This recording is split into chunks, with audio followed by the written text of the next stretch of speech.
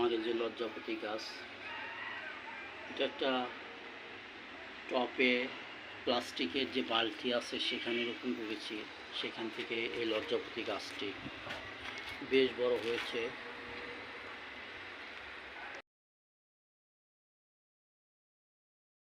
লজ্জাপতির যে বীজ বপন করেছিলাম সেখান থেকে কিন্তু গাছ হয়েছে। এই যে লজ্জাপতি গাছের পাতা টোকা দিলে এই গাছ কিন্তু নুয়ে পড়ে, যে নুয়ে পড়তেছে গাছ, যে নুয়ে গেল। এটা লজ্জাপতি গাছ।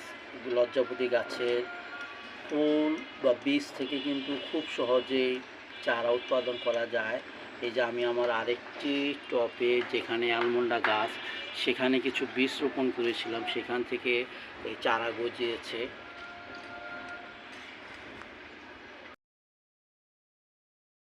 এই যে আরেকটি লজ্জাপতি গাছ, এখানেও কিন্তু বীজ রোপণ করেছিলাম, এই যে সেখান থেকেও কিন্তু চারা গজিয়েছে।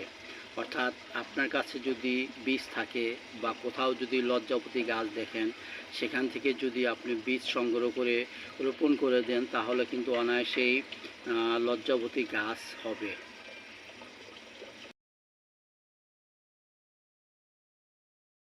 আমার এই টবটাতে কিন্তু অনেক লজ্জাপতি গাছ হয়েছে। আমি যে বীজগুলো রোপণ করেছিলাম প্রত্যেকটা বীজেই কিন্তু সেখান থেকে চারা গজিয়েছে। এই যে হাত দিলেই পাতা নুয়ে যায়। লজ্জাপতি গাছের প্রধান যে বৈশিষ্ট্য সেটা দেখলেই বোঝা যায় যে হ্যাঁ, লজ্জাপতি গাছ। এখানে আমি বীজগুলোকে রোপণ করেছিলাম ফেলে না দিয়ে, প্রচুর লজ্জাপতি গাছ দেখা যাচ্ছে।